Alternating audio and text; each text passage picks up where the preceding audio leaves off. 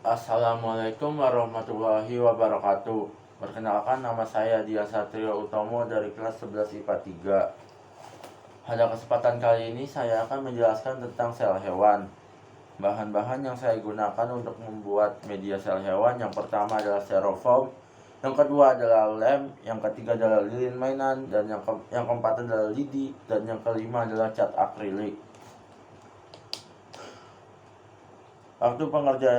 Waktu pengerjaan yang saya habiskan untuk membuat media sel hewan ini sekitar 1 jam lebih, dan uang yang saya keluarkan untuk media sel hewan ini sekitar 25.000. Oke, sekian perkenalan dari saya. Untuk materi pertama yang akan saya sampaikan adalah ciri-ciri dari sel hewan. Ciri-ciri dari sel hewan yang pertama adalah tidak mempunyai dinding sel.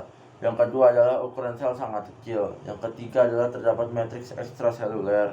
Yang keempat adalah banyak mengandung lisosol. Yang kelima adalah bentuk sel beragam atau dapat berubah-ubah. Yang selanjutnya akan saya jelaskan adalah fungsi dari sel hewan. Fungsi dari sel hewan adalah sebagai unit fungsional dasar yang membantu perkembangan pada tubuh hewan.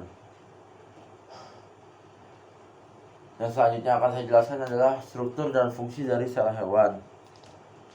Struktur dan fungsi dari sel hewan yang pertama adalah sitoplasma. Sitoplasma adalah bagian sel yang terbungkus membran plasma. Sitoplasma terdiri dari air, protein, karbohidrat, vitamin, lemak, dan mineral. Sitoplasma berfungsi sebagai tempat penyimpanan bahan kimia sel yang penting bagi metabolisme sel.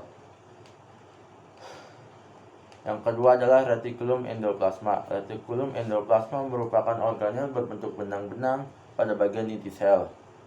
Retikulum endoplasma berfungsi sebagai sintesis protein dan juga tempat mengangkut sintesis steroid dan serta lemak.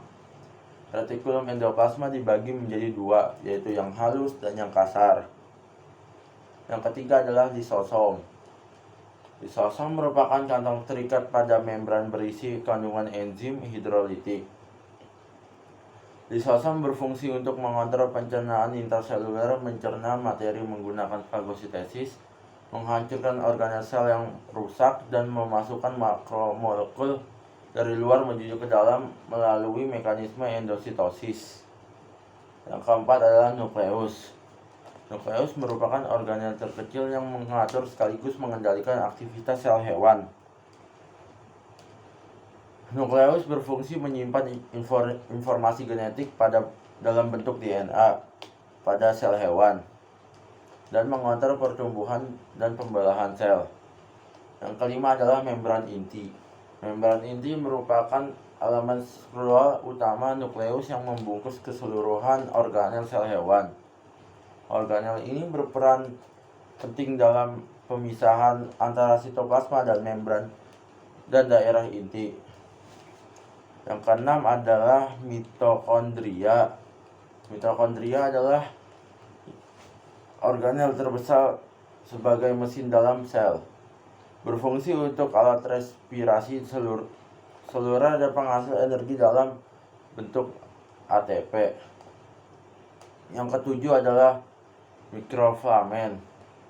Mikrofilamen adalah bagian dari kerangka sel atau sitoskeleton yang merupakan batang padat berdiameter sekitar 7 nm dan tersusun atas protein aktin. Berfungsi sebagai penggerak sel, eksitosis dan endositosis. Yang ke-8 adalah peroksisom. Peroksisom atau dikenal juga sebagai badan mikro merupakan organel berkantong kecil berisi enzim katalase atau katales. Berfungsi untuk mengurai H2O2 atau metabolisme yang bersifat racun atau mengubah lemak menjadi karbohidrat. Yang ke-9 adalah ribosom. Ribosom adalah organel sel yang memiliki tekstur padat dengan ukuran kecil, yaitu berdiameter sekitar 20 nm. Berfungsi sebagai tempat berlangsungnya proses sintesis protein. Yang ke-10 adalah badan Golgi. Badan Golgi adalah organel yang berkaitan dengan fungsi ekspresi sel hewan.